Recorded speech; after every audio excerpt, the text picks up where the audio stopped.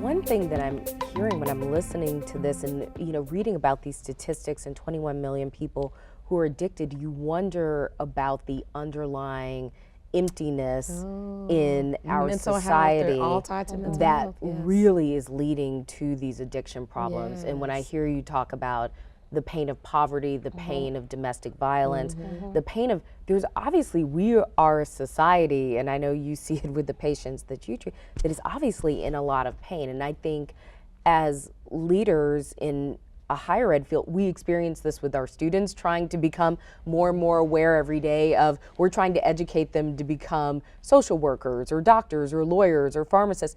But we have to deal with all of the underlying issues that they had when they came to us at this stage. And I think we do have to start asking the deeper questions, not just about, I think, affordability in healthcare, access, prevention, but asking what is happening in our society that is leading our society down a road that we see these kinds of, I mean, we have 300 million people in the United States, 21 million of them have an addiction issue.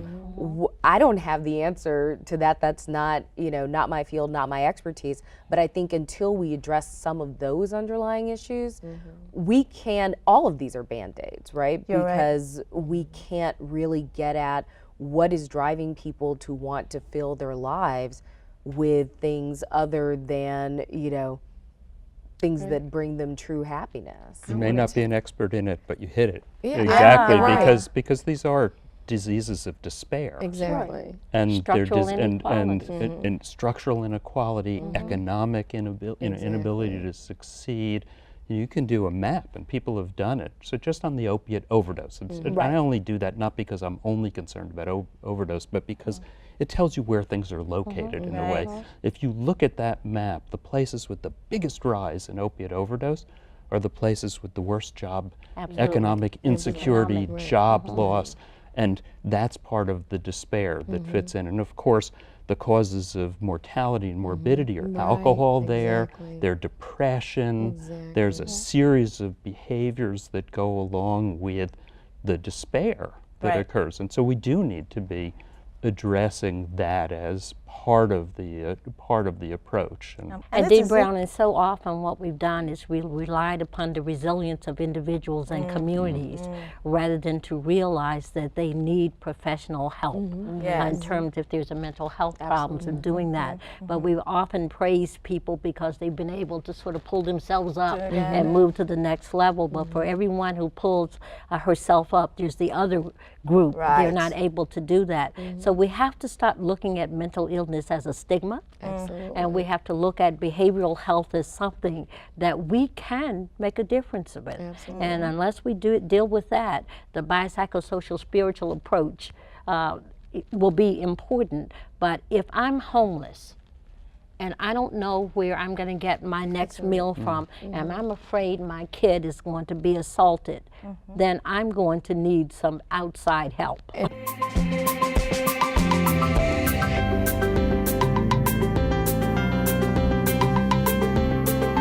Questions that came up toward the end of the last panel were perfect in setting up this panel, which, as you can see, is on social justice, the community, clergy, and opioid use disorder. And I'm excited to join you today. My name is Shannon Royce. I'm the director of the Health and Human Services Center for Faith-Based and Neighborhood Partnerships. And it's really a privilege to be here with you today. It's my pleasure every day to work with key leaders like this in the faith community, and they're the ones who are really making a difference in our communities. I'm privileged today to be joined by two members of my team, and so we'll linger for a few minutes afterward and hope to have a chance to visit with some of you. The Partnership Center was originally established in 2001 to create a level playing field, to allow faith-based partners to come into the work of government and engage in the programs and services that we do at Health and Human Services. And the issue that we're addressing today is clearly a key example of a health crisis drawing our nation into focus and drawing all of these key leaders into engagement and action. Why is it that HHS is making this a priority? I'm sure you've heard the statistics today, so I won't linger here, but there were a few statistics that I just thought were so critical for us to be mindful of. In the last 15 years, communities across the nation have been just devastated with the increasing prescription and opioid abuse, addiction, and overdose. Last year, in 2016, the latest study that we have out of SAMHSA, the Substance Abuse and Mental Health Services Administration, told us that 11 million Americans misused prescription opioid drugs in 2016, nearly 1 million used heroin, and 2.1 million had a diagnosed opioid use disorder. So we've really got a crisis. Sadly, this crisis covers the entire lifespan. We see an increasing, significant increase in the neonatal abstinence syndrome for newborns, and we also have seen dramatic increases in emergency room visits and hospitalization in adults. Most alarming, really, is the increase of deaths that we've seen from opioid use, particularly since 2013, when we've seen the increase in involvement of illicitly produced fentanyl and other synthetic opioids. So we're here today to bring the hope. It's really easy for us to get lost, I think, in the headlines and the bad news and for many, the personal stories from their families and their communities. But the good news is we have key leaders like this in the faith community who are bringing creative, engaged, active solutions to meet the people who are struggling with these issues and support their families. So I don't want to linger. I want to take time to introduce our first speaker.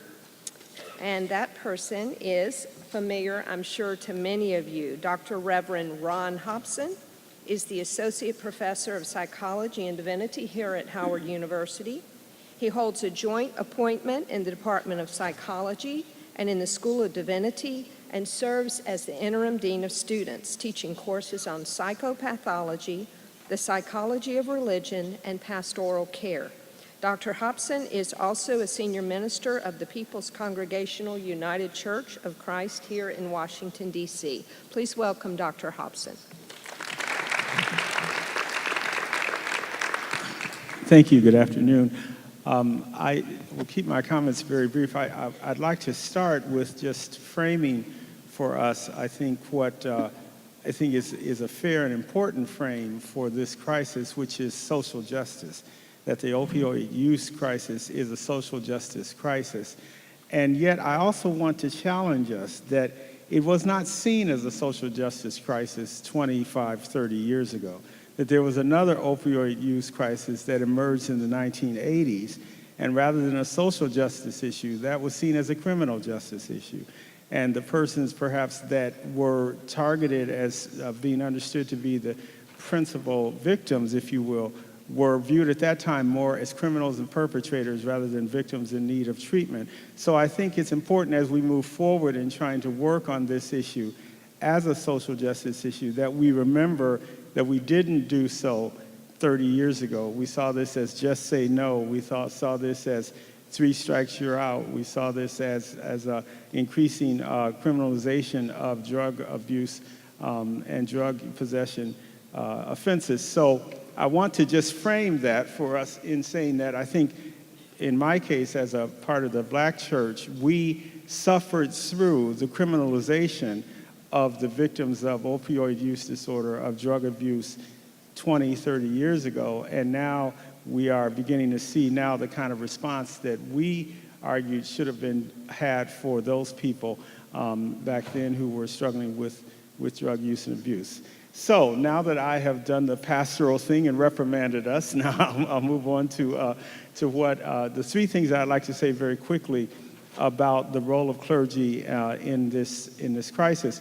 One is just to remind us that I think we have a right to have a role in this crisis. I just want to remind us that one of the best treatment programs for addiction is still the 12-step programs, the self-help programs, and they compete as well alongside of more formal treatment programs and drug regimens in working with not just alcohol addiction, but narcotic addictions, for example, as well as stimulant addiction. And the thing is that the AA program started as a spiritual response. In fact, Carl Jung started the AA inadvertently when he told a patient of his back 90 years ago now, he told a patient that he was struggling with spiritum contra spiritus, the spirits against the spirit. And Carl Jung understood the alcohol addiction of his patient as a spiritual problem. That patient ended up coming to America, well, first of all, getting involved in something called the Oxford Movement in England, coming to America, meeting up in Ohio with Bill W., and Bill W. met with Edwin T., and that was the birth of AA. And that AA was born, in fact, out of the insight that the addictive problem was fundamentally a spiritual problem. So I think that clergy have a crucial role to play, and we have a right to be involved, because that is a way of understanding addiction, and that continues to be the basis of the program of AA. They say it, they call it a spiritual program for a spiritual malady. And so I want to first suggest that clergy are, I think, and should be on the front lines in this crisis. I just quickly want to then say we also have a responsibility, particularly the clergy in minority contexts and populations, because the religious institutions are the place that the community turns to for information, for social support, for understanding, for solace, for direction in how to live. And I think that our communities, the faith communities, particularly in minority contexts, are often the first line of defense to help people when they are struggling with these issues. So I think we have a responsibility to engage this issue quite heartily. And finally, I think we have an obligation based upon our sacred texts. And so if you think of the three faiths that are represented on this podium are all faiths of the book. So of the Quran, the Bible, and the Hebrew Bible. And those books all insist that suffering and justice are intermingled. And there can only be justice where suffering is alleviated. And so we have an obligation based upon our faith traditions to be engaged in this crisis. So we have a right, we have a responsibility, and I think we have an obligation to do so. And I'm happy to share with you ideas as we talk today about how we can work together to bring this dimension, the spiritual dimension, to bear on tackling this problem. Thank you. Thank you, Dr. Hobson. Appreciate your comments. Our next speaker is Bishop Harry Jackson, who is senior pastor of Hope Christian Church in Beltsville, Maryland. He ministers across the nation through his writings, through televangelism, and numerous national media appearances and interviews. Bishop Jackson is also an educator and grassroots community leader. He founded the High Impact Leadership Coalition and is one of the chief conveners of the Reconciled Church, Healing the Racial Divide movement. Bishop, look forward to hearing what you have to say. Thank you. Wow, how can I follow such succinct and clear statements? I think from a biblical perspective on social justice, I would say this. There's a passage in the scripture that says, "How then shall we live?" We know there's a problem. We know that there's a justice dimension to this, and the therapeutic issue of health and healing. How should people of Christian faith and other faiths live to make a difference? I think there are three things we need to look at, and that is, how can the faith community make a difference in treatment access to treatment. I have some thoughts about that we'll come back to.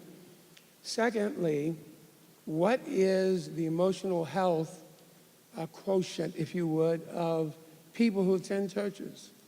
You know, I would purport that a lot of problems that people face in churches today are, to a psychology professor, psychological problems, which they mislabel as spiritual problems. And if we'll handle spiritual issues with spiritual answers and then be willing to have the right kinds of folks diagnose and prescribe and direct, we could begin to see some amazing things happen. But I can say this without, hope this doesn't go viral on me, but I'm gonna make a statement. I've seen a whole lot of unstable people at church.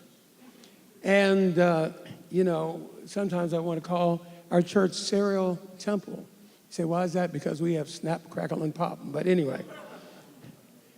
So what is a healthy congregation? What are healthy people looking like? Do we, as ministers, know what that is? Can we, as those who want to help folks, really parse out what is the kind of help they need? And then finally, the local church and various faith organizations really has a broad reach. We can do some tremendous work. If we rely upon government and paying this provider and this prescriber a little bit of money, we're never going to solve this problem. If it stays in the place where it's got to be paid for, dealt with by these paid professionals, and I'm not knocking the last panel, but there's only so much we can do through the resources of our government already way in debt. So we're going to have to activate faith folks. So let's dig a little deeper. What some of the approaches are, you talked about 12-step programs. I'm aware that Teen Challenge has been a program that way back in the original heroin epidemic and other things was involved in taking people off the street, putting them in intensive programs, allowing them to be discipled and to come off of drugs. And there was a lot of ministry and counseling working in tandem there. Also, Rick Warren's church, Saddleback, created Celebrate Recovery, which is a great 12-step based program, which is important, but unfortunately, unless we have personal counseling at a local level where we've got actually some trained counselors in the local church. Many of our mega churches have that. Most of our average everyday church, 80% of our churches are like 100 people or less. We don't have trained counselors or people who've been through some kind of program who could look and say, you've got this addiction problem, but belying it, beneath it, the thing that you're trying, the pain you're trying to mask is something else. How do we get at that? So I think we also have to look at, in our realm of the faith community, family systems issues. And, you know, we use the word codependency. That came from the concept that when somebody is addicted to alcohol or some kind of drugs, other people in the family begin to adapt their behavior around the behaviors of that person who has an addiction. And we make excuses for Uncle Joe instead of treating Uncle Joe. And therefore, the whole family has issues, not just an individual. So this is an epidemic for all these reasons. And I find that we're going to need more help from institutions like Howard to help train the clergy and perhaps some ongoing training for lay persons who are involved in counseling. Let me end my opening remarks by saying this. The passion of my life in this season of time is to reach millennials and younger folk and also to deal with the problem of criminal justice reform. Many people who have committed crimes, have gotten them in prison, were actually under the influence of some kind of drug or narcotic or something. And so reentry programs is a place that we're really focusing a lot on now. And I believe that unless we have some kind of focused attempt to include some kind of treatment dealing with this issue of how do I get out of this addictive posture? How do I get healed from this, or at least bring it under some kind of abeyance or corral this problem? Then we're going to have these recidivism rates that come out of these huge problems that we have with opioids. So I think that's about the end of my opening comments. Thank you. Thank you, Bishop Jackson. Imam Talib Sharif is president and imam of the historic Masjid Muhammad, the nation's mosque, here in Washington, D.C. He's a retired Chief Master Sergeant of the United States Air Force after 30 years. Imam Sharif has served as an imam in 5 U.S. cities and 7 military locations around the world, and as the convener of the Georgia State Association of Imams. He's a leader in supporting interreligious dialogue. He's deeply concerned about the ills of human trafficking, the well-being of the elderly, and the lives of foster children. And in fact, we learned before coming in here today that he and his wife are fostering several children. It's very exciting to see him practice his faith in a real engaged way. So we look forward to hearing what you have to say today. Thank you. Certainly an honor to be with our esteemed guest here and also to be with you, our esteemed audience participants. We mentioned scripture, and as faith leaders, the Quran has many ways of addressing this concern that we're speaking about right now. And one of them talks about if you take a life, it's as though you're taking the life of all of humanity. And then it says if you save a life, it's as though you save the life of all of humanity. So that's the mass thread that we kind of operate under in terms of the saving the life. And getting the individuals to see how valuable their life is. Now, I had some exposure with the history, and I'll speak a little about the history in terms of how we focus on saving the life. And then military has a whole nother environment that's dealing with dependencies. And then, of course, my wife and I, we actually adopted 3 children. We fostered 9 children. And this was years ago. They're grown now. But we ended up getting the one family we adopted. We didn't know what we were getting ourselves into. It was certainly a dependency issue. The mother was extreme on the drug side, extreme, very extreme. And the father was extreme on the alcohol side.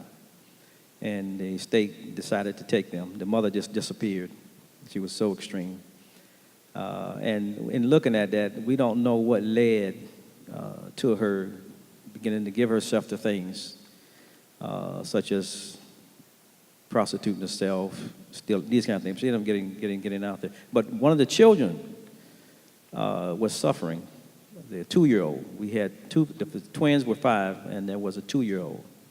And my wife and I, again, this was years ago. I was in the military. We were in the military at the time, and we were able to help keep the 3 boys together. And they were in the process of being separated, all in separate homes. But we didn't know what we were getting into. This is, I would say, an African-American family. Now, as time goes by, we would have thought when you talk about social justice in terms of getting help, they were married and ended up going in these extremes in terms of these dependencies and these addictions. But they didn't get the assistance that they needed. And they were involved in the system. And then so we didn't get that information when we ended up adopting them. We didn't know this history. And one of the 2-year-old was really suffering from what the mother had given herself to. And my wife and I had a serious time trying to deal with that 2-year-old. And then we finally, got the help we needed and found out what the issue was there. And then there also was the lead poison, which is a different issue. Or the other twins, they had the highest level content was 48% content. But that got our interest into getting into this a little more. So I have that experience dealing with that, and then looking at the disparity in terms of who's getting assistance and who's not getting assistance. And obviously with the military, it's a whole nother environment in terms of the track programs and getting the help you need versus whether you self-identify or not, et cetera. And then the other piece, I'm a product. As a teenager, I got involved in the Nation of Islam. And of course, they were in the community. And of course, that movement has got some credit for helping save a lot of lives. And many of them had given themselves to all kinds of addictions and dependencies. But the key was that they showed them they cared about them. And they were there for them to help them with the basic needs in terms of clothes, et cetera, and obviously got them to believe in themselves, the value of their human life. So that's a key in the consistency with any program, in valuing your life, and then also giving yourself to not the vices of a life, but the source of life. And that's where we come in.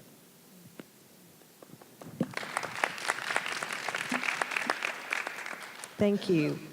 Our last speaker is Rabbi Hirsch Chen, is the founder of Congregation, and I'm going to butcher this, Menchus. It's that, yeah, I'm trying. Yeah, you've been trying to teach me how to do this. Say it for me, the Congregation.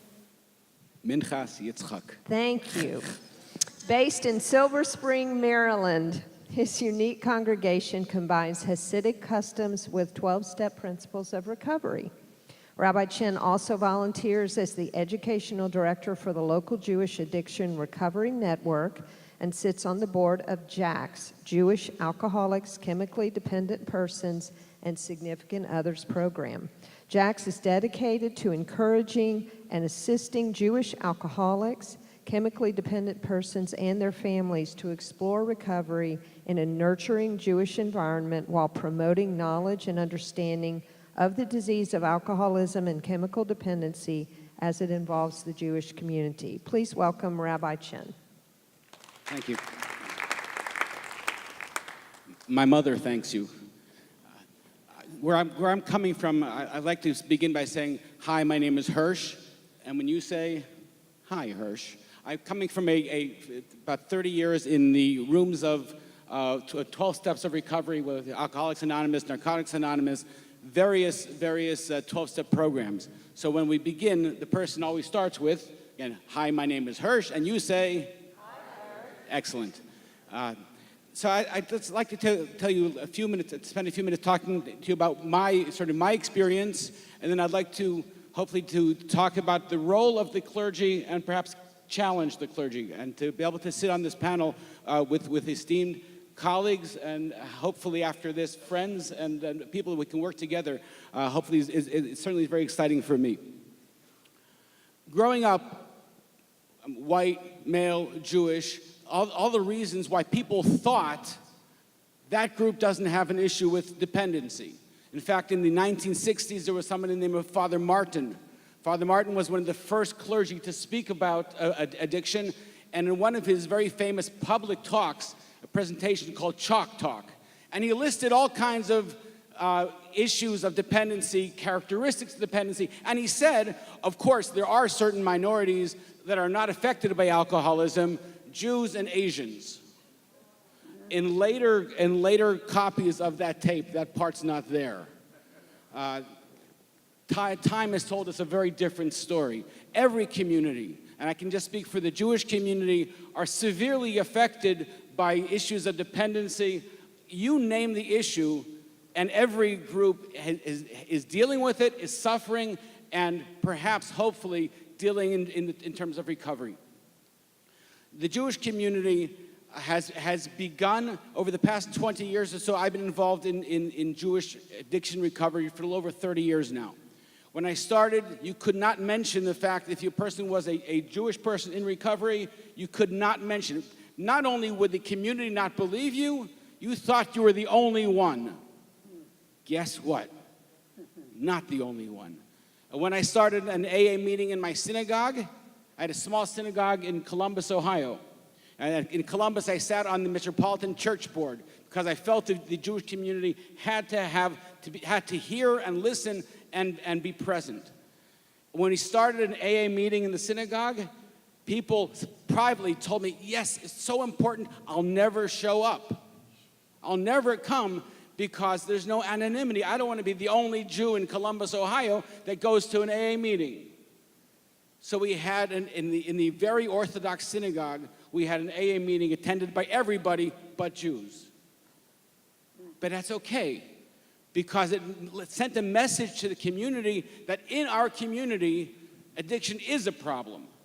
And if I can use the word kosher, recovery is kosher. I can go, maybe I won't go to my synagogue, I'm going to go to the church basement for an AA or an NA meeting. And that was an extremely important message, and that message has to be continued. We need recovery. Now, opioids is one drug, is one part of this huge iceberg that is killing all of us, every group. And we need to keep that in mind, whatever approach we have to recovery. Now, I'm so glad my colleagues mentioned 12 steps, because that's the tradition that I'm coming from, is that the fact that in 12 steps recovery, everyone is welcome. You feel it's a safe space. I don't care what color, what ethnicity, what religion. I don't care about anything. I don't even care what your issue is. You present yourself and you're home. And the synagogues, and I say, so that's been, I'll just stop. That's sort of in my experience. I came out of not knowing nothing to being introduced to 12 steps and finding out there are people whose lives have been destroyed and that there is recovery available. Now I challenge the clergy, because the clergy have the opportunity to be extremely important, or they can be irrelevant and even destructive. How many times has a family member presented themselves to a clergyman, my husband, my wife, my kids, and too many, I'll just speak within the Jewish community, too many times the answer has been, well, come to synagogue more, come to services more. Well, let's pray better. Sometimes prayer is not the answer. It's an important weapon. It's an important tool, I should say. It's important to use prayer, to use our religion. But if I'm going to just tell that person who's suffering, pray better, come to more services, then I'm going to officiate at their funeral. If we understand that people are dying, then I understand that I can be the important person. They're coming to me as a rabbi, as a member of clergy, when they are hurting. How can I be helpful? Really, not how can I get another person in my seat. How can I help keep another person alive? Every single person, every person is a world. I'm so glad you said that. Each of us is a world. How am I going to help? So our clergy has to become much better knowledgeable in terms of signs of addiction and where the resources are. In today's day and age of instant information, I can't say, when somebody says, Rabbi, my daughter is a recovering heroin addict. Do you know someone? I don't know. What do you mean you don't know? What do we mean we don't know? We can't afford not to know. We have to be able to, we have to be sources of information and resources for recovery. We can play that role. And addiction, addiction has been with us. It's part of human DNA, but we have a choice about recovery. We may not be able to control addiction. I'll leave that to law enforcement. But recovery for a spiritual disease, that is something that we have a role to play, and we have to step up to the plate and do it. We're not going to be successful all the time, but we certainly have that role to play. When a person is suffering, saying, how can I get help? It's a spiritual, we believe this, it's a spiritual malady for certain. And there's that hole within us, and how am I going to fill that hole? So I need tools, I need the weapon, I need there's resources, I need the ability. And we can do that, but we have to become educated. I'm involved in an organization called JACS, Jewish Alcoholics, Chemically Dependent Person, Significant Others. They introduced me to recovery. One of the things we have retreats for Jews in 12-step recovery, not in place of, because we know that people need recovery. Religion is helpful, or can be, or should be helpful, but it's not in place of recovery. So we have retreats, and we invite clergymen to come, because the clergy have to learn. You ask the clergy to come in, and you'll excuse me, to come in and shut up.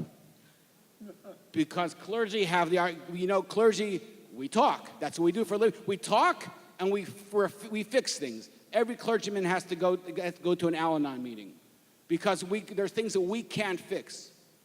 We invite clergy to come and learn and listen and hear suffering and hear the roles that the rabbi, that the clergy did not do, what they were not helpful with, and a place to hear how we can be helpful. So I applaud the university for inviting clergy to be a piece of this puzzle, extremely important piece. I challenge all of us, representing the various faiths, that we have a role to play in recovery. Don't think we're the only role.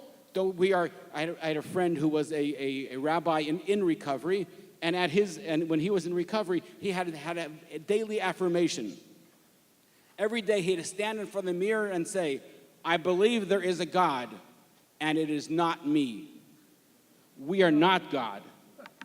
We are not God, but we can be helpful, we can be a tool, we can be someone that can help people, that religion can be a part of a recovery. We have to act, because if we wait, then it becomes almost the enemy of recovery. There's a small window of opportunity that the clergy has to play, can play, to assist that spirituality. And again, I thank you. I thank my colleagues for being here, and for the university for having us as part of the program. Thank you.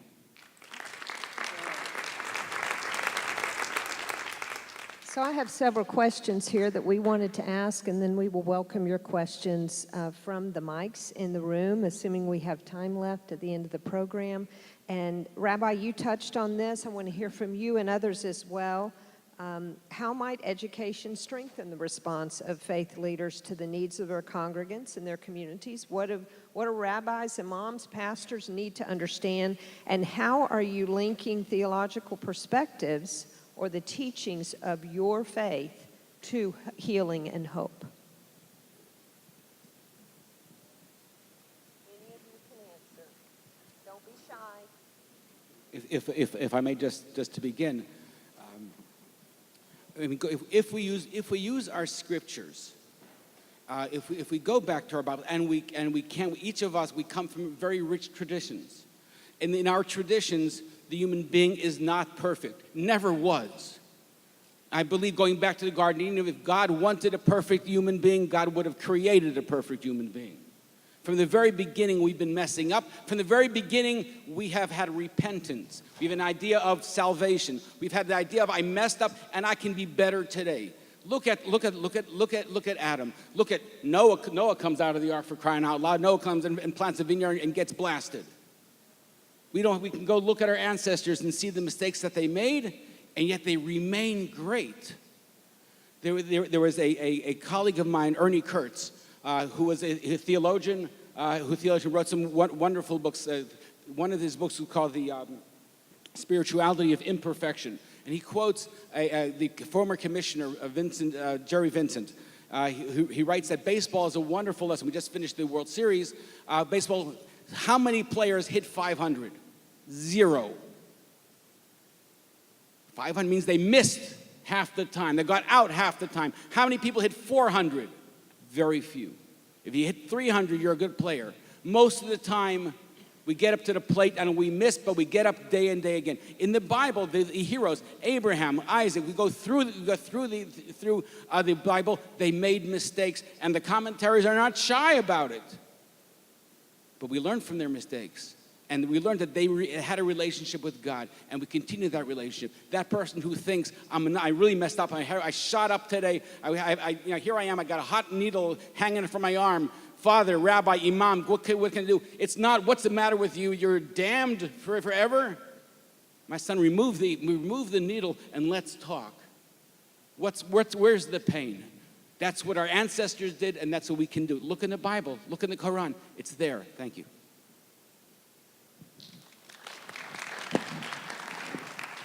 Wow, that's powerful. I guess one of the things that we really need to deal with, at least in local church and network of churches that I deal with, is number one, let me start at the beginning. Having gone through life-threatening cancer and having had to use opioids, I understand that there's a place for these kinds of drugs and that there's a need.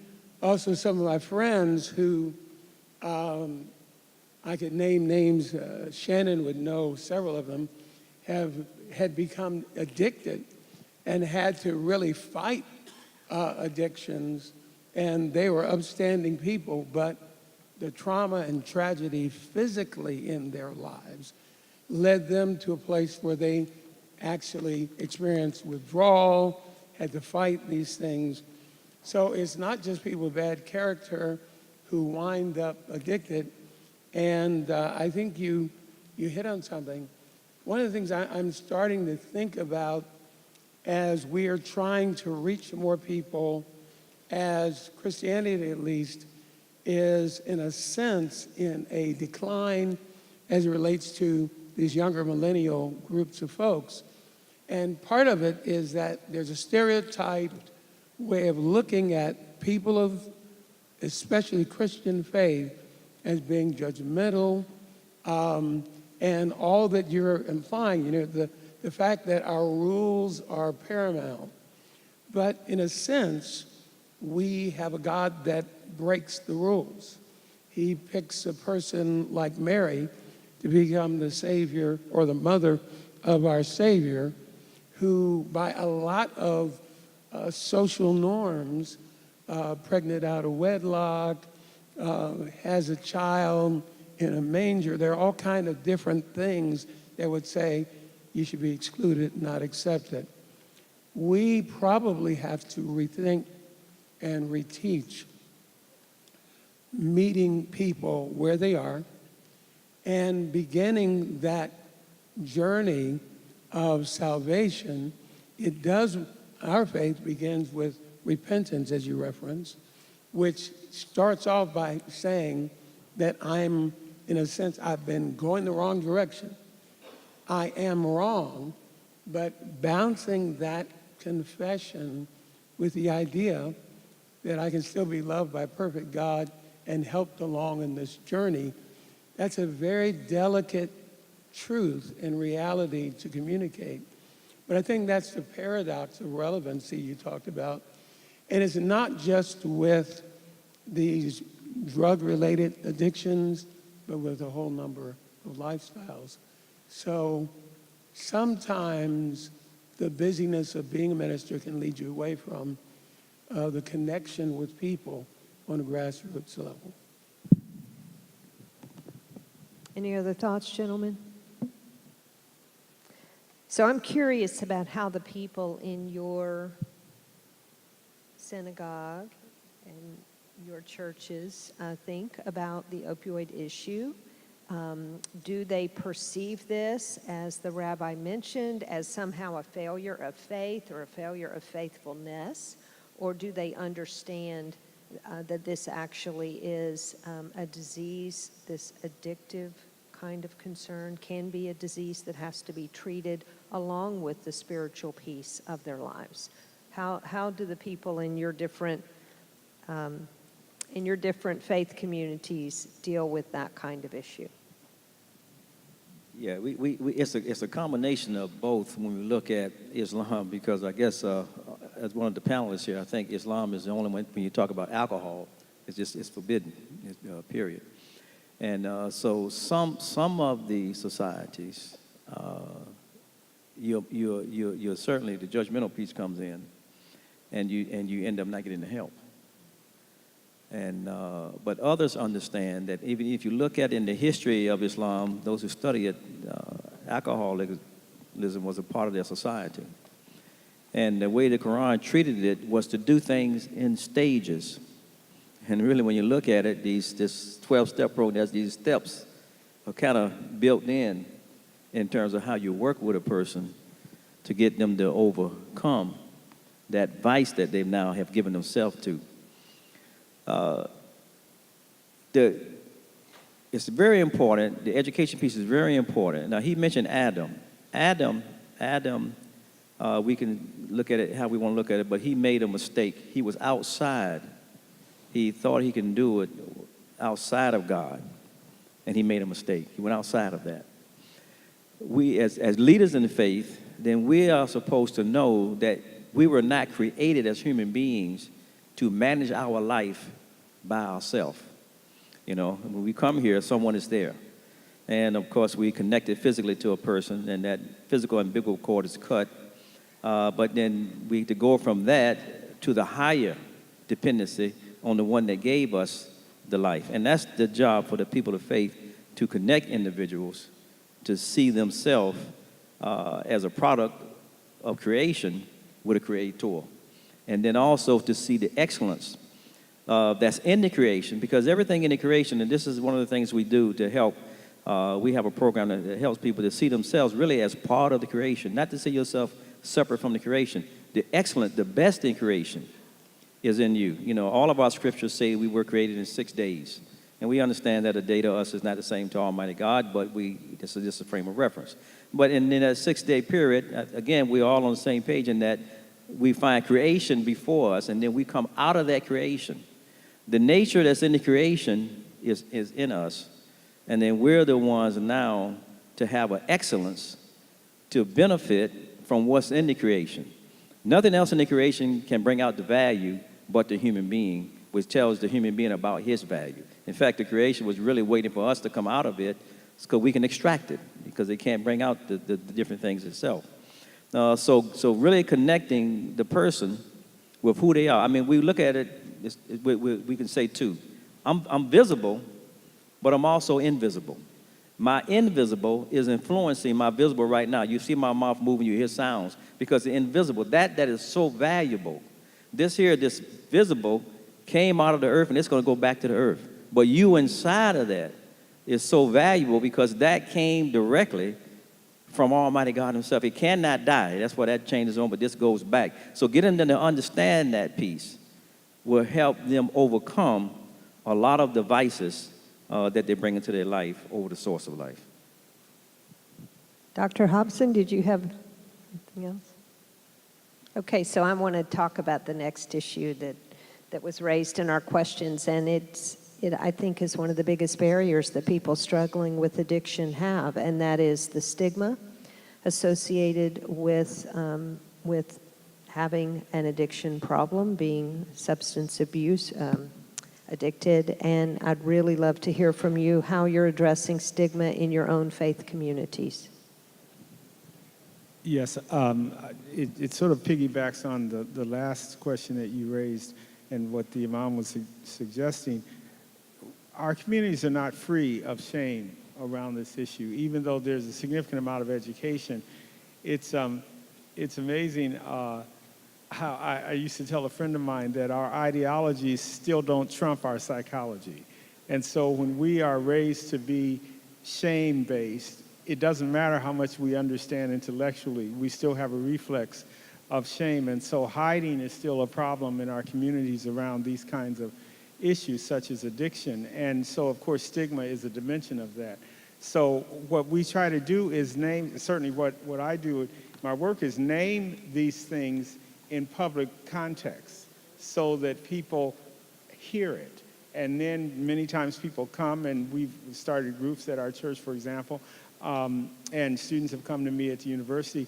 Once they hear it and it's permissible to say this in a public situation, then people are more able and willing to push through that stigma and come and seek help. So I think that stigma is still a problem, because stigma inevitably will be a problem because we're all human beings that need communities. And one of the ways communities keep human beings in line is by shame. And they set parameters out for behavior, and when people violate those parameters, the person is excluded from the community. And so what we have to do is keep broadening those parameters to include imperfections, as both of y'all have said. I knew Ernest Kurtz too. That's funny you mentioned him, and he had been a real mentor to me. So I think our work is to to decrease that stigma by naming? Good. In the practical toolkit that the Partnership Center created, we recommended simply praying in your different congregations, praying for those who struggle with these issues. But by naming it, you make it okay for them to come forward and talk to you. So I think that's very helpful. Yes, sir, Rabbi. Thank you. I just wanted to add that making it visible, is very important. In my little synagogue, we're people of the book. We have lots of books. Most of them are in Hebrew. So next to the Bible, next to the 5 books of Moses, I have my AA Big Book. And I have it there really as a visual for people to see these are important books. Up with the rabbi's Bible is his book of Alcoholics Anonymous. And I'll use it in a sermon occasionally. I'll reach to the shelf and pull out the AA Big Book. My congregants as a whole are not in the program, are not in recovery. But it's important for the community to know as a whole that recovery is an important piece, that it is not against tech, it's not against the text, it's not against religion, it is part, and it's something that can enhance, that the recovery enhances our religious life hopefully enhances our recovery. Bishop, Imam? No? So have you in your congregations encountered people who are struggling with substance use disorders? And if so, what steps do you take to get help for them? Do you do spiritual approaches as well as social service approaches in your help for them? Well, let me say, as we started off talking about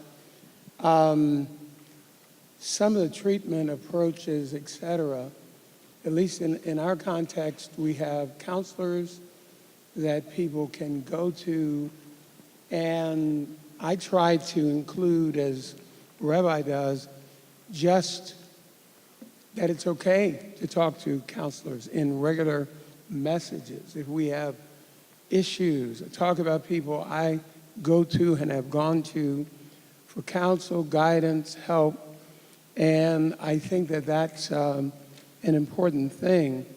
And in my mind, I envision kind of like a funnel that these recovery type groups can be used as a place where people can be referred to if you have appropriate analysis, diagnosis, et cetera.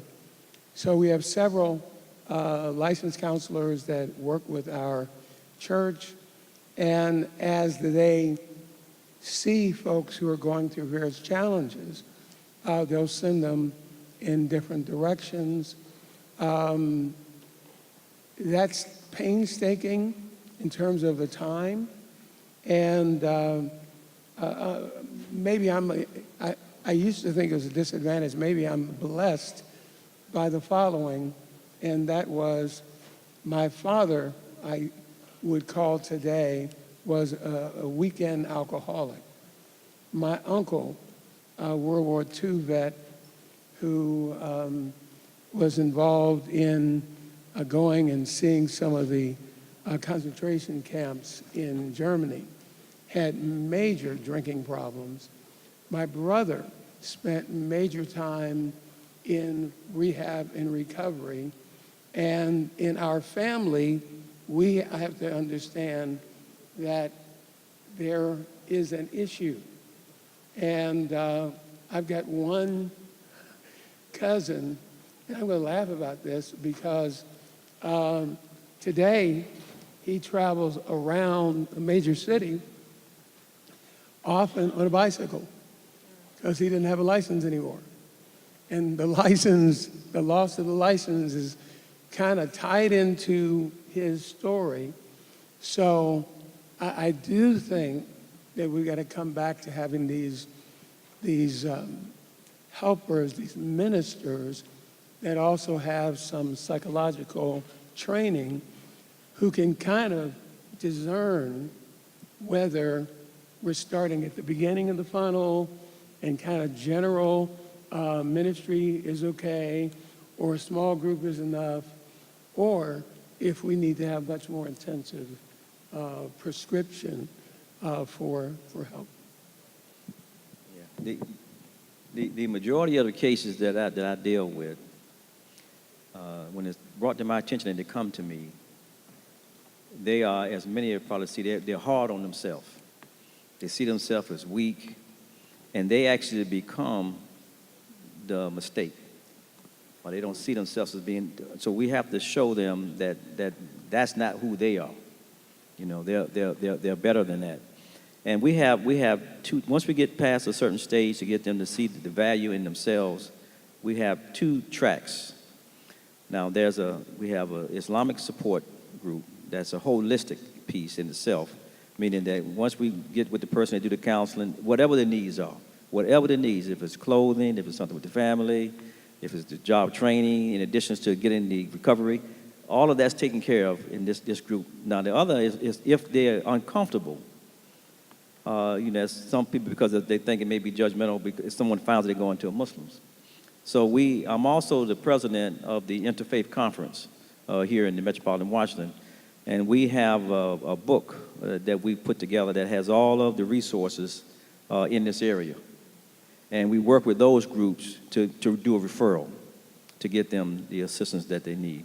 But in any case, we make sure that we don't let them leave us without getting some assistance. I just wanted to challenge my colleagues, is that we need to be better educated. So for example, I'm not pushing 12 steps specifically, but there are things called open meetings. Open meeting, you don't need to qualify to come. You need to keep your mouth shut. You need to be honest. You need to be respectful. People save space. Anyone can walk into an open AA, NA meetings for alcoholics, for narcotics. Anyone can walk into an open meeting and learn. And I would again ask the clergy, we need to learn. I just had the experience when I was a rabbi in Columbus, Ohio. A person came needing help, and he started asking me questions. I started asking him questions, and his lifestyle. Finally, he asked me, he said, you know this game, don't you? We need to know the game. We need to know the people, the participants, so we can be helpful. We can learn. It doesn't cost a lot of money. It doesn't cost anything to walk into a meeting to learn something. We need to take the time, the effort. We need that information so we can save lives. I have 2 more questions, but there's a gentleman standing here at the mic, so go ahead. Yeah, hi, thanks. I wasn't sure if I was supposed to ask questions or not, but I'm glad I can. Dave Toms from NIDA. I really like the idea of, like a light bulb went off when you said that we can help. I'm always thinking of the opioid abuse crisis as the EMTs, the doctors, nurses, the families and friends. But yeah, that sounds like a great outlet. But one question crossed my mind, and I'd really like to know your take on this. Addiction, is it a disease, moral failing, something else? What do you think? Be bold, gentlemen. I'll be bold. Let me take a shot at it. I think it can be all of the above, meaning it can begin with moral failing. But somewhere, what we've been focusing on now, somewhere this lifestyle and the habit get all intermingled, and what you're addressing is the identity of individuals gets all wrapped up in the habits, what they do, and they feel judged because of deeds, maybe not the essence of who they are. So I think it's going to take the best we have in terms of theology and practical ministry to unravel this once someone has got to appear at court because they've been caught drunk driving and they can't stop. They've got more than just a moral failing. They have an issue that's also perhaps a disease. And I think we're going to have to give them grace and opportunity to unravel that. So I wish I could give you the clear answer to say, I would believe the Bible teaches that drunkenness is a sin, okay? But how do you heal or cure the drunkard if you will, if I can use that phraseology, or the opioid addicted person, you can acknowledge your sin, repent of your sin, which Rabbi was talking about, but still not be set free from that sin sometimes without a structured process, and that's what makes it so complicated. I'd like to, if I could, just to sort of add to that, compliment it and modify, I guess, a bit. In one sense, I don't think it matters. And in another sense, I would be disinclined to call it a moral failing, because generally, as soon as we say to someone, you're failing, shame is the response to that. It's unlikely that people open up to being helped when we lead with you're a failure. If we lead with something else, now the disease concept of addiction is some 60 years old. It's just a metaphor. I mean, the notion of addictions as a disease simply comes from the fact that it has an identifiable cause, a predictable course, and it ends in death if it's untreated. So those are the three basic characteristics of a disease. It doesn't mean that it originates in your genes, or that it has to start in your physical body, or that it doesn't have to do with your psychology. It simply means it's predictable, it has a course, we can see it, and if you leave it alone, you end up dead. And so what we encourage is that people don't quibble about, is it a moral failing, is it a physical disease, is it genetic, is it cultural, is it trauma-based, is it post-traumatic stress? It's just whatever it is, let's tackle it, because if we leave it alone, people die.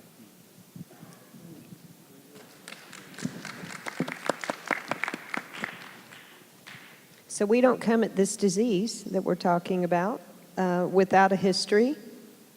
So I'm curious about the history of your community's experience that has to be understood and recognized to heal the current struggle that we're in as a nation with substance use disorder and opioid addiction. What's brought us to this crisis, and how does the history educate us going forward? I mentioned earlier, my wife and I, we adopted 3 children. We fostered 9 children. I mean, just look at this, the family that we, as just one of the examples. This is a couple that had gotten married. And then as we look more, years later, the wife, again, I believe she was in an car accident or something, and then, of course, not getting the help she needed, that substance led to other substance. And now she had a family, started out wanting to be healthy, and so they had a job, and eventually lost the job, and then she had to get into a criminal element and other things, and then obviously the husband couldn't keep it together, and then because of the alcohol, he not being able to deal with it, he goes to extremes on alcohol, and then now you have these children, the broken family has to be broken up. And then they ended up in bad circumstances, even before that, to where they lived in a place beside a old audio shop in the country with the fumes from lead. So as I mentioned earlier, one of the twins had in the 40s, the percentage of lead poisoning, 48 in what I call the older twin. And of course the 2-year-old had a little less, but he was suffering from the addictive elements that we didn't know about, So you can get all these problems now starting from someone who really started a relationship, really just like we come here. We all come here, like Mandela said, no one comes here hating anybody. We're not born that way. We're born on a pattern of love and compassion, So not starting out like that, but all because they didn't get the help they need. Look at all the problems that it's caused now. Just that one example in society, So it's a mandate that we have to get our hands around it and broaden the scope, because just like in the question earlier, I think it's a combination of both of those things that are causing. And again, the bottom line is it has to be treated, because bottom line, we have to be able to help and save that life. That's what they set out for. We set out to save their life, and when they gave it to something that needed help, we have to be here to help each other. Okay, yes, sir. Well, first of all, I want to thank everybody on the panel. It's been very insightful for me. A friend of mine, Larry Bean, who came up and spoke earlier, he invited me to come out to the symposium, and it's just been phenomenal in terms of the people who are coming out and trying to get their hands around this crisis. First of all, let me kind of frame my question, sort of like Dr. Hobson said. I noticed that everybody who came up, the moderator, gave their background and talked about, well, let me give you mine. Mine is, I grew up in Washington, D.C., lived in one neighborhood on Capitol Hill. I was the only child in my family, had both my parents. And by the time I was 12, I was headed to Magistrate Burnett's courtroom. I went to Maple Glen when I was 13 years old, graduated from there to Cedar Knoll. From Cedar Knoll, I went to Oak Hill Youth Center. From Oak Hill Youth Center, I went to the Lawton Youth Center. By the time I was 17, I had 54 years for a robbery that I actually didn't commit. But I guess what I'm trying to say is that I asked myself, I've never used drugs in my life. Never smoked, never drank, never used marijuana, never used any cocaine. It's well documented with all the people that I've been incarcerated with. I would venture to say about 98% of the guys that were incarcerated with me were victimized by drugs. So now what I'm doing is I'm creating an organization patterned after Marion Barry called Maryland Pride, where my campaign is to hire 500 guys who are returning citizens to the community. I think one of the things as I come to all of these symposiums, I never see the people who are actually afflicted by what we're talking about. It's all the people who have never actually been involved in that. So we are really the first responders, the guys who have been victimized by that, like Larry, who came in today, guys who've actually put that needle in their arm. I can't even reach out to some of those guys. Right now, when I'm telling these guys that I'm going to hire 500 people that are returning citizens, people are going to be reluctant to even hire them because they know they have the stigma on their back. So what I want to do is make them better. You can't smoke, you can't drink, you can't use curse words around the church if we're going to cut grass around the church. We want to get those things. I'm trying to motivate the guys to say that we need to be held accountable too and be responsible for ourselves.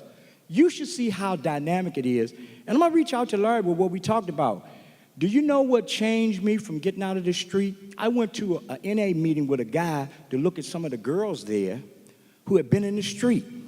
When I got there, I realized that I was addicted to the streets. So as I began to realize that, I've now changed that paradigm to say, when I walked in, the lady asked me, was I on the panel? So I thought about Meshach, Shadrach, and Abednego. Didn't even seem like I had no smell of smoke on me. She thought I was one of you guys. So my situation is, how do we begin to reach out into community, come out of our ivory towers, and remember that, as the rabbi talked about, Matthew 25:40, what you do unto the least of these, you do unto me, because we were all created in the image and the likeness of our Creator. So once people come up and begin to get that knowledge, they then can begin to realize, how do we reach back? Because we should be charged with that mission. I should be, you know what I was doing in the street? I was on the other side, selling the drugs in the street. So now I realize that what is that? Kill your brother and be a man? Sell drugs and be your man? So I'm coming here now saying, I want to give back to my brother. I want to create something. I want to do something. I'm trying to reach out to the churches now, and I guess that's my question. Because what I believe is, like Martin Luther King was saying in one of his speeches, that the churches seem to have, you got two types of churches, one that freezes up and one that burns up. We forgot to reach out to the people that count. We need the people that count. I can remember, let me tell you who hired me and Judge Burnett, when he was going to be a district court judge, one of the people that was running as a judge with him was a guy named Joel Finkelstein. Joel Finkelstein hired me to work for him when I came out of prison. I began to turn my situation around and said, then how can I use myself? I've done well for myself financially, but that doesn't mean nothing. I want to reach back to my brother. So if we could get more people and fill this whole sanctuary up in here, showing people that, as the rabbi said, that we can get you to come out, reach out, you know, no stigma, whether we got Islam. I've read the Holy Quran, the Torah, while I was in prison. They want to be like Malcolm X and everything, but we are all woven together in a single garment of destiny. This thing is affecting me because God's going to rob me and break in my house if they're on drugs too. So we got to work together. And I guess the only thing, my question is, how do we reach out to bring the actual street people in here so that we all can become first responders. We can't do it if we're in ivory towers, sitting in the tabernacle, everybody's saying, come into this, and we got this program over here. Those guys are not thinking about coming in there. I wasn't thinking about coming to no program when I got out of jail. So some kind of way, we have to get to them. And so I would like to ask you, how do you reach out and become a first responder out on the street? That's my question. Thank you. I may have the answer. Would one of you like to address his question? May I? Thank you very much for your question. God bless you. First of all, it's interesting that in the field of addiction is probably the only field where the caregivers are recovering addicts. And if I was an OBGYN, no one ever asked me if I was ever pregnant. But if you're helping someone with drugs, it's what's your street record. So it's important to understand that not necessarily do I have to have gone through the specific issue.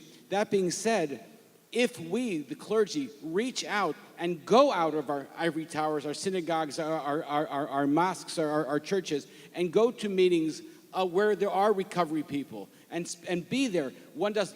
I got news for you. I don't have to curse or to use any kind of foul language in order to sit and be accepting and being loved by someone who's an addict, who's using every word that they want to try to get a rise out of me, and I don't care because I love them. It does make a difference. So we have to come out, but don't shut us out. I would ask the recovering community, don't shut us out, don't blame us because we are clergy. We all have our faults. But so welcome us. We have to leave and reach out and bring people in. Yeah, if you're still going to be here when we conclude, I'd like to connect with you because the fact of our cases, the majority are ex-offenders, and so I'd like to connect with you if you're still here when we conclude. And I would just like to say you could have been on the panel. It's simply a matter of who knows who at the moment. So you're us and we're you. That's absolutely, there's no difference. And I'd like to add, though, when you talk about reaching out to the street, really the reason we're here is the street has come to us. And where I work, we've got people who are having all these problems. I told you about my family background. We don't have to go anywhere. They're coming in every Sunday acting like they're the good Christian because they got shame issues, undercover, right? Does that make sense? So, but we, or at least in my case, I've got to find out how to more effectively minister to folk so that they can really come into wholeness and freedom versus the shame-based kind of hiding out kind of syndrome.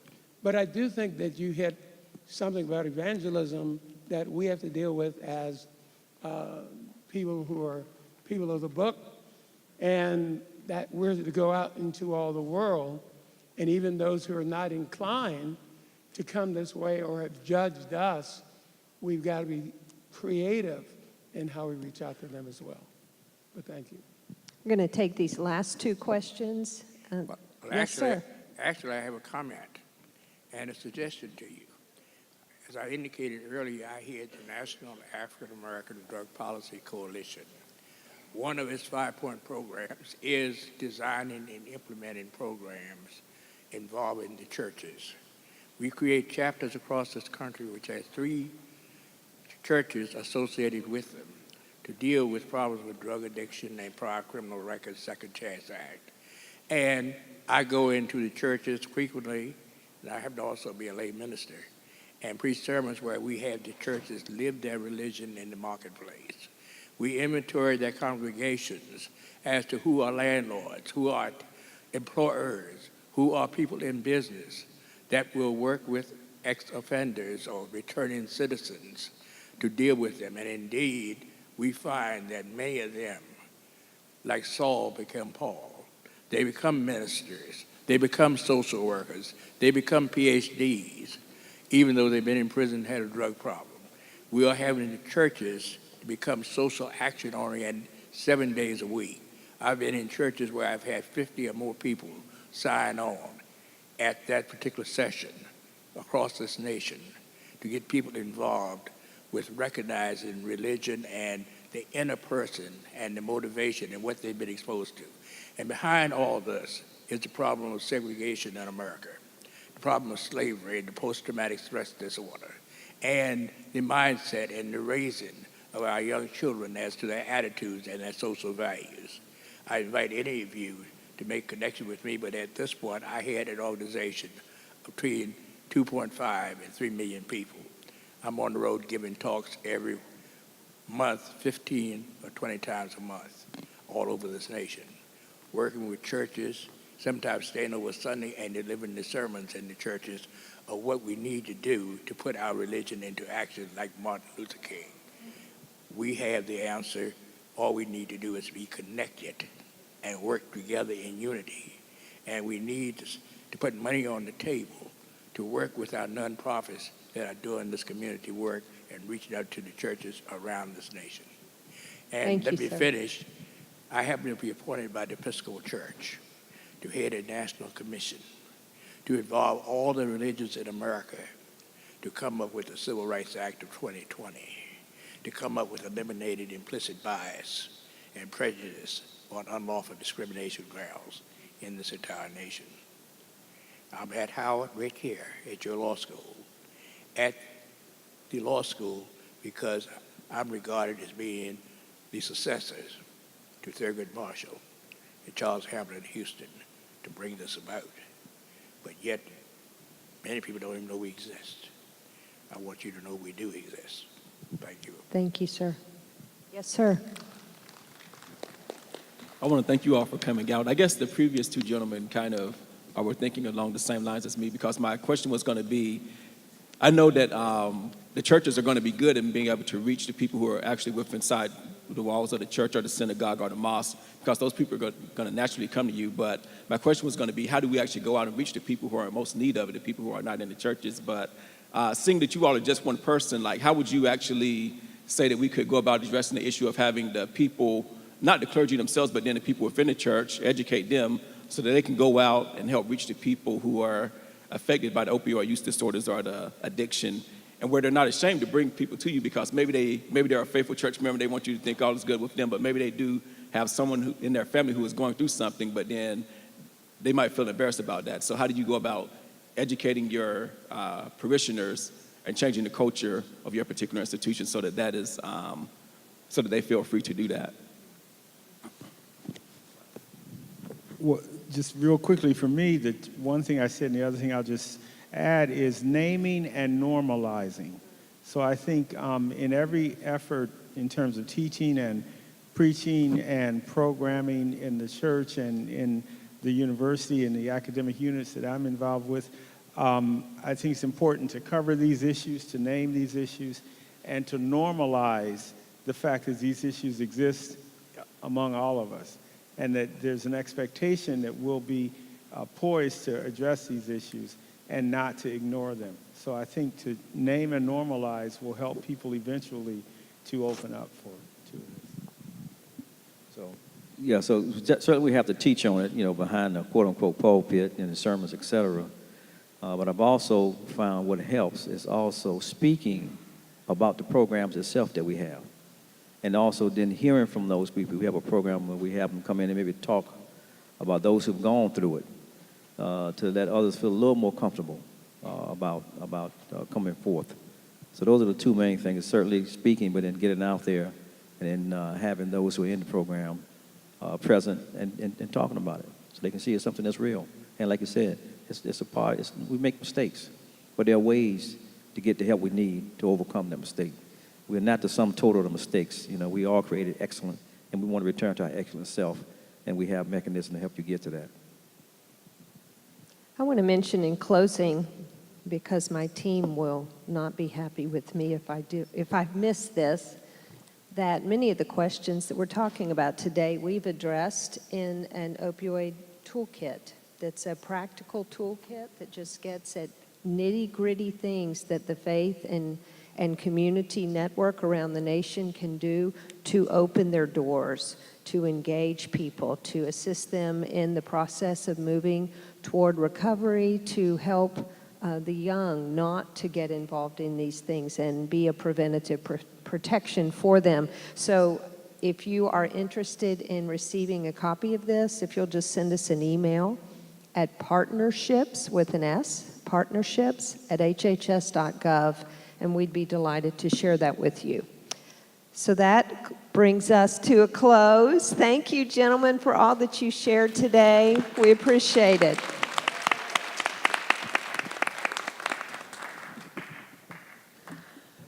Thank you so much. Let's give him a round of applause again. Coming right to the end of the program. Thank you for lasting this long. You get brownie points for that.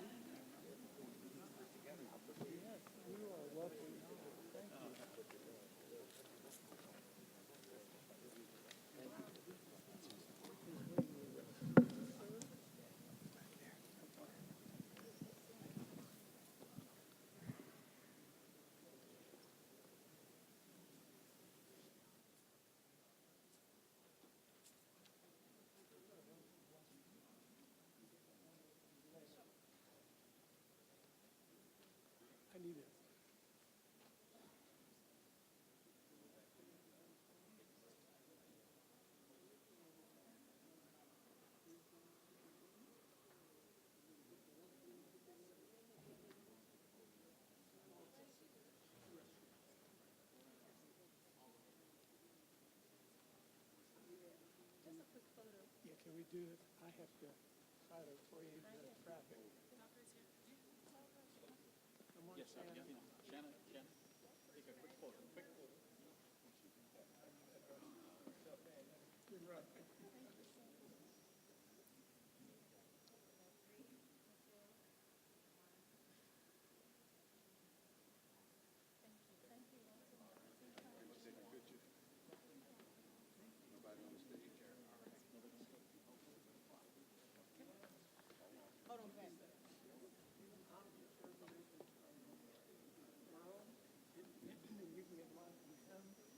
I've got to use the restroom, and then I got to make the plane. Thank you.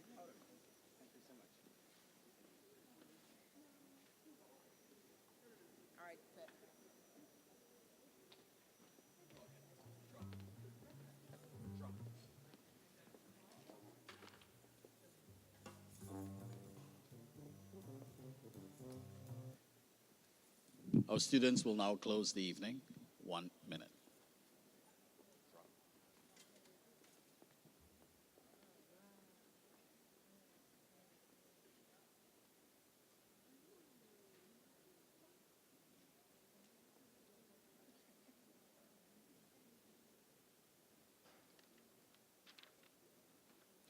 Hello, my name is Fayola Richards, and I'm representing the College of Pharmacy. Today, we developed ideas and began the process for pragmatic approaches in our community. Leadership and education is the foundation necessary to bring about real solutions. The Interdisciplinary Policy Symposium is consistent with building a bridge. The pieces of that bridge were represented on each panel. The first piece is the foundation and was so aptly integrated by our illustrious deans in the pre-symposium panel. Thank you, deans, for taking the lead in preparing us for real-world solutions.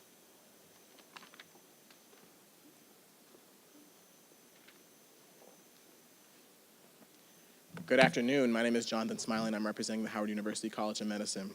So national problems require strong leadership from legislative. So the second piece of our bridge is in development with members of Congress, state legislation, and leaders from business. We are in the informed citizenry work collaboratively with the laws to have a functional and common laws that make sense. Solving this crisis requires creative legislation that embraces the past, corrects the wrongs, and creates a platform for progressive excellence.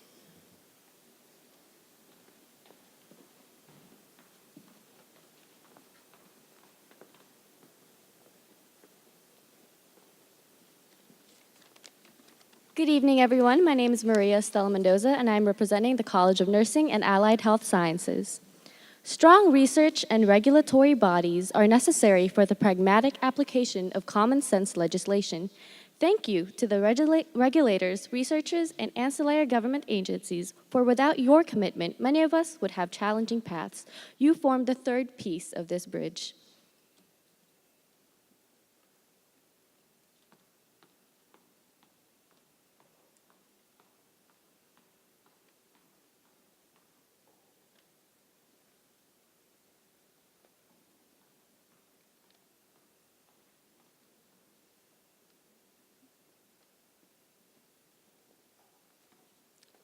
Good evening, everyone. My name is Yanet Adir, and I'm representing the College of Pharmacy. Treatment is the linchpin of this crisis. The whole human must be considered. Without comprehensive treatment approaches, we are doomed to a repetitive cycle of failure. The fourth piece of this bridge was creatively discussed by the leaders of the multidisciplinary team. Thank you for your creative approaches.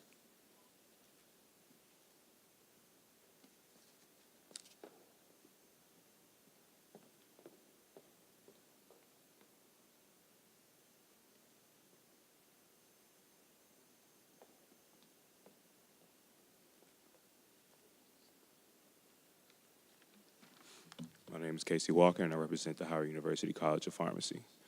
We are incomplete when we discount non-traditional approaches that considers the full human. Social justice will allow us to thrive and grow as a species. Thank you to the faith leaders for having the courage to engage in dialogue. You represent the sixth piece of this bridge.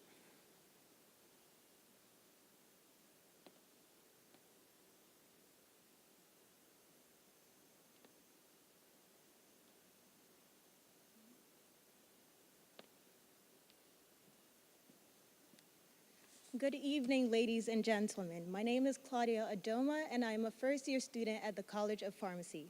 Innovation and enforcement are not words that often go together. However, we saw a rich dialogue with unique solutions that interrogate our past and developed a trajectory that said we will have a better future. Thank you to the team of innovative enforcement officials. You represent the fifth piece of this bridge.